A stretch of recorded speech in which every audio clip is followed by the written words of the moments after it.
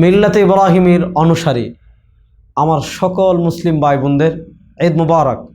তাকাব্বালাল্লাহু মিন্না ওয়া মিনকুম।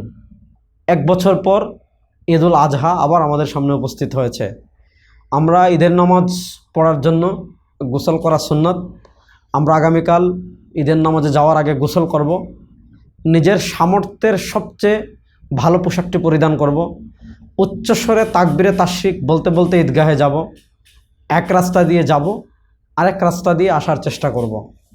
যদি খোলা মাঠে নামাজ পড়ার সুযোগ থাকে অবশ্যই খোলা মাঠে ঈদের নামাজ পড়ব। খোলা মাঠে পড়ার সুযোগ থাকার পরও মসজিদে নামাজ পড়া মাকরুহ।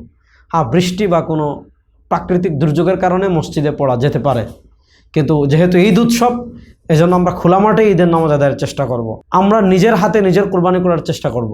কোরবানি এটা করবো একমাত্র আল্লাহ তাআলার সন্তুষ্টির জন্য। কোরবানির পশু যা জবাহ করব, যে জিনিস দিয়ে জবাহ করব সেটা ভালোভাবে ধারালো করে রাখবো, যাতে পশুর অতিরিক্ত কষ্ট না হয়। পশু শোয়ানোর পর আলাদা করে নাম উচ্চারণ করার কোনো দরকার নেই। কাদের পক্ষ থেকে কোরবানি দেওয়া হচ্ছে তাদের নাম গদবেদে পড়ার কোনো দরকার নেই। আপনি পশু শোয়ানোর আগে যখন নিয়ত করেছেন ওটাই যথেষ্ট।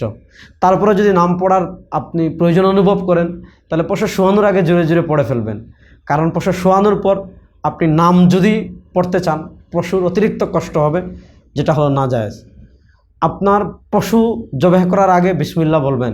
পশুর রগ কেটে ফেললে জান বের হওয়ার আগে আমাদের দেশে অনেকে আছে পশুকে অতিরিক্ত কষ্ট দেয়, অর্থাৎ পশু যাতে দ্রুত জান বের হয় পায়ের গোছা, হাতের রগ বা বিভিন্ন অঙ্গ কেটে ফেলে।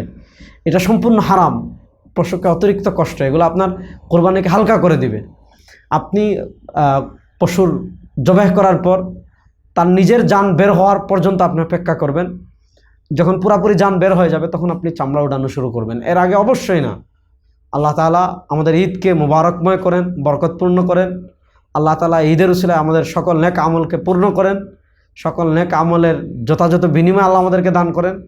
আল্লাহ তাআলা এই ঈদের বিনিময়ে পুরা মিল্লাতে ইব্রাহিমের সবাইকে, আমরা যারা মুসলিম, আবার আমাদেরকে উম্মাহ কনসেপ্ট ধারণ করে ভাই ভাই হওয়ার তৌফিক দান করেন। পৃথিবীর যেই প্রান্তে যে মুসলিম নির্যাতিত হবে তার পাশে দাঁড়ানোর তৌফিক আল্লাহ আমাদের সবাইকে দান করুন। আবারও সবাইকে ঈদ মুবারক। তাকাব্বালাল্লাহু মিন্না ওয়া মিনকুম।